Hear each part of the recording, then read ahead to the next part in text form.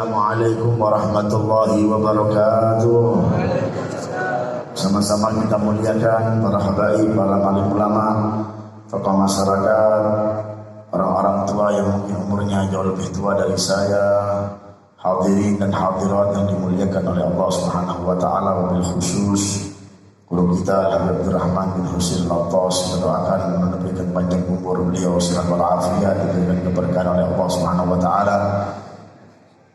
Juga wabil khusus Al-Habib Abdul Qadir Al-Habsyi dari Jakarta, kita doakan juga beliau diberikan panjang umur, sehat walafiat, diberikan keberkahan oleh Allah Subhanahu wa taala. Kiai Haji Abdul Mun'im dari kota Parenggian, Kalimantan Tengah, alhamdulillah bisa hadir beliau.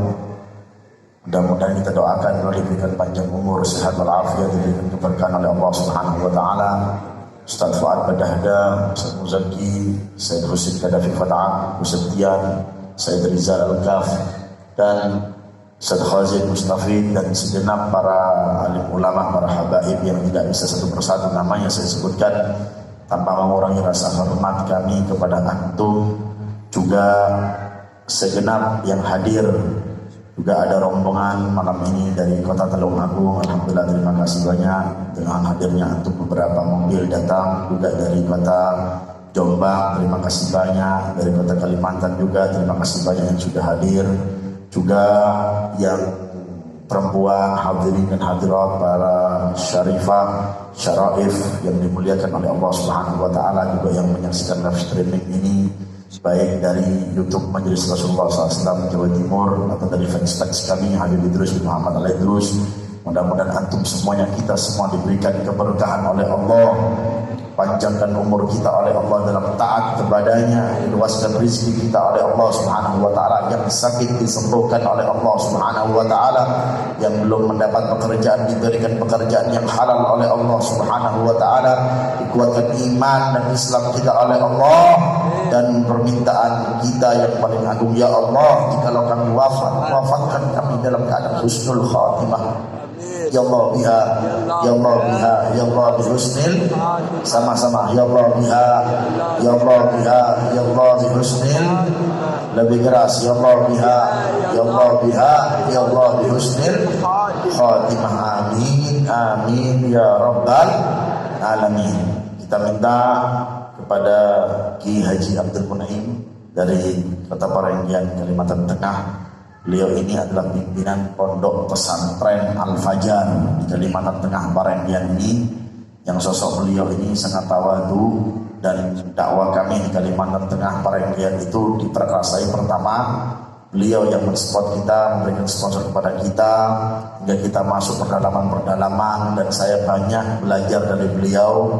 Dan beliau ini sudah punya janji sama saya, kalau Habib segera bangun pondok, beliau akan menyumbang kayu ulinnya. Ya, menyumbang apa? Kayu ulinnya. Bukan kayu jati, kayu ulin ini melebihi besi. Makanya katakan kayu besi kuat. Sudah disiapkan oleh beliau. Jadi tinggal tanahnya saja. Doakan mudah-mudahan diberikan kelancaran oleh Allah Subhanahu wa taala. Amin ya rabbal alamin. Dan kita minta kepada beliau untuk bisa memberikan nasihat kepada kita. Fa alaihi falyatafaddal mashkura. Sallallahu ala Muhammad. Sallallahu ala Muhammad. Sallallahu ala Muhammad.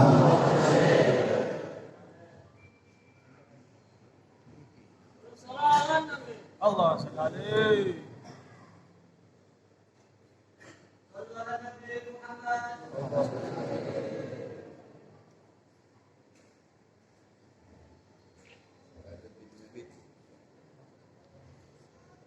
Assalamualaikum warahmatullahi wabarakatuh. Bismillahirrahmanirrahim. Assalatu wassalamu ala rasulillah, la haula wala quwwata illa billah.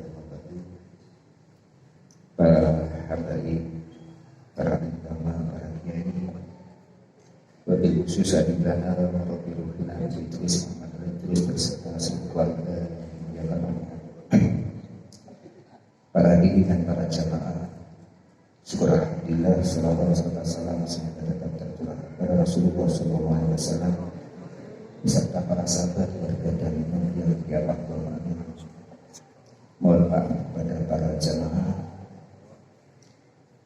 Saya bukan siapa-siapa dan saya tidak akan memberi nasihat karena bukan kapasitas saya untuk lebih terus memberi nasihat untuk para jemaah. Saya hanya salah satu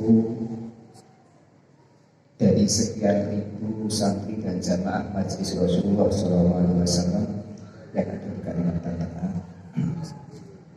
Pertama kami ingin menyampaikan salam rindu kami dari para jamaah Majelis Rasulullah Kalimantan, khususnya pada Al-Bara Idrus, Muhammad Idrus dan para habaib, terutama dari Kecamatan Parengge, kemudian Telaga Antang, Antang Kalam, Tualan Hulu, Samuda. Karena sebenarnya sampai hari ini Habib selalu ditanya kapan Habib Idrus datang. Yang bulan Ramadan kemarin ditunggu-tunggu tidak bisa hadir karena keadaan. Jadi kami sampaikan salam dulu, mudah-mudahan dalam waktu dekat bisa segera hadir di Kalimantan Tengah. Yang kedua, perjalanan beliau Majelis Rasulullah di Kalimantan Tengah kurang lebih hampir 5 tahun, dan alhamdulillah salah satu di antaranya adalah kami keluarga dan teman-teman kami di sana telah berikrar dan berbaiat sejak bertemu dengan beliau jadi santrinya beliau sampai sekarang. Dan ada beberapa hal yang sebenarnya khususnya bagi saya merasa sangat berat ketika ketemu beliau. Salah satu di antaranya seperti yang terjadi malam ini, disuruh berdiri ini rasanya lebih berat dari perjalanan yang saya rasakan berat. Karena kalau tidak salah 1 tahun yang lalu saat beliau hadir di Kalimantan Tengah, kami dari jamaah Kecamatan Parenggan dan beberapa patwal itu berangkat menjemput beliau ke bandara. Perjalanan dari rumah ke bandara kurang lebih paling cepat 2 jam. Lalu kami mendampingi beliau dakwah ke satu wilayah, dari satu tempat ke tempat lain, dari satu tempat ke tempat lain.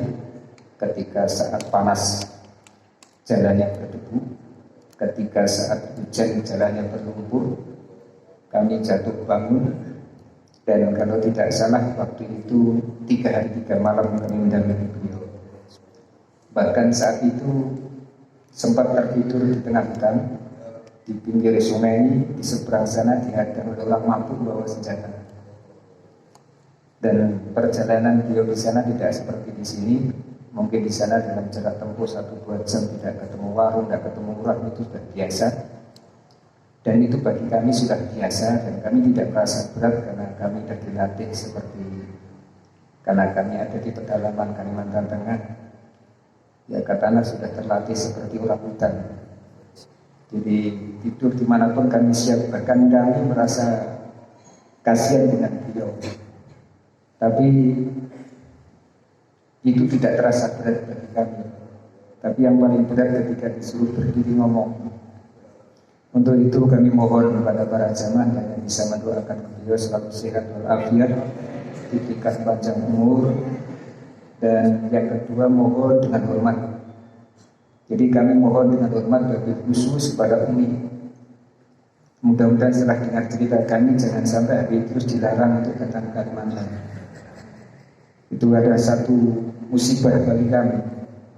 Jadi karena memang di sana kadang-kadang tidak ketemu manusia, tapi sekali-sekali ketemu babi lewat, ketemu ular di jalan sudah biasa.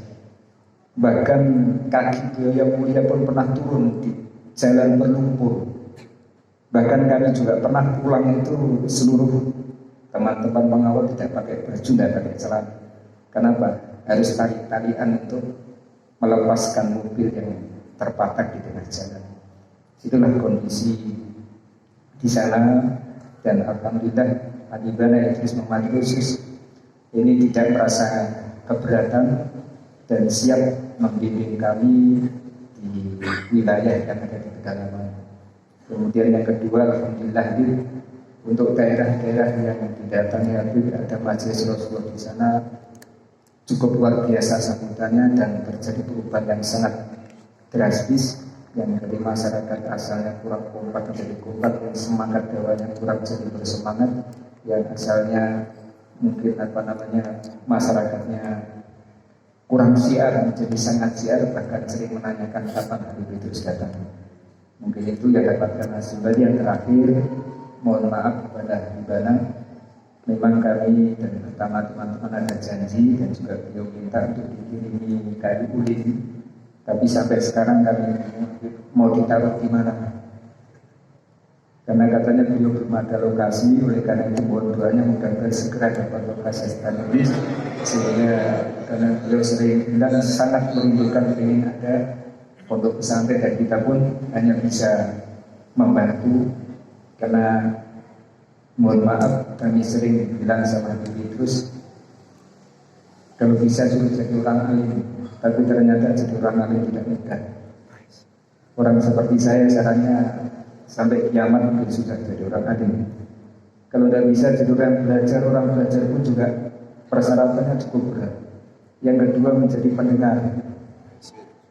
Jadi pendengar pun ternyata juga tidak mudah.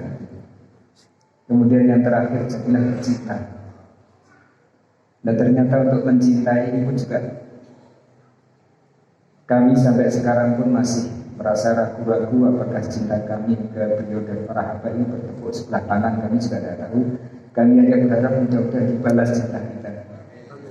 Oleh karena itu kami hanya bisa yang terakhir, yang di luar itu semua mencoba mengambil peran.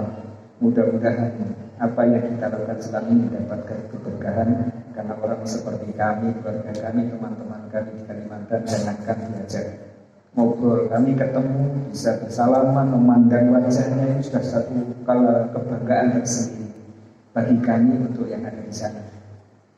Makanya kami teringat dengan ungkapan seorang sufi, kalau kamu ingin mutiara, tinggalkanlah padang pasir, susurilah pantai, karena di padang pasir tidak ada mutiara, adanya di laut. Kalau engkau gagal mendapatkan mutiara yang berkilau, setidak-tidaknya tidak akan pernah gagal untuk menggapai air. Oleh karena itu, ya setidak-tidaknya kami bisa bertemu bersalaman, mudah-mudahan membawa keberkahan tersendiri bagi kami. Mungkin itu, mohon maaf itu dan barangkali. Wabillahi taufiq wal hidayah. Assalamualaikum warahmatullahi wabarakatuh. Nabi Muhammad. Terima kasih banyak kepada beliau kita ucapkan Kiai Haji Abdul Muhyin pimpinan Pondok Pesantren Al Fajar. Ya, beliau ini luar biasa. Beliau ini spesialis kayu ulin. Ya, jadi insya Allah Pondok Pesantren kita insya Allah depannya amin. Ya, akan disumbang oleh beliau ini kayu ulin. Jadi kalau antum ke sana, Pondok Pesantren beliau ini unik. Ya, tidak ada pakai batu bata ini, enggak, semuanya pakai kayu ulin, dan itu lebih kokoh, lebih kuat, khasnya Kalimantan di sana. Mudah-mudahan dengan kehadiran beliau kita diberikan keberkahan juga oleh Allah Subhanahu wa taala. Sangat antusias beliau ini membantu dakwah kami di Kalimantan Tengah. Sengaja beberapa mungkin medan yang begitu besar tidak saya ceritakan ke istri saya. Takut istri saya kepikiran, ya, akhirnya timbul pencekalan, ya, karena medan di sana luar biasa. Ada beberapa medan itu yang mungkin gak pernah ada habaib atau ulama yang mendatangi tempat di sana, tapi alhamdulillah berkat beliau kita bisa datang ke sana, memberikan ilmu yang kita punya biarpun sedikit, mudah-mudahan diberkahi oleh Allah Subhanahu wa taala. Amin amin ya rabbal alamin.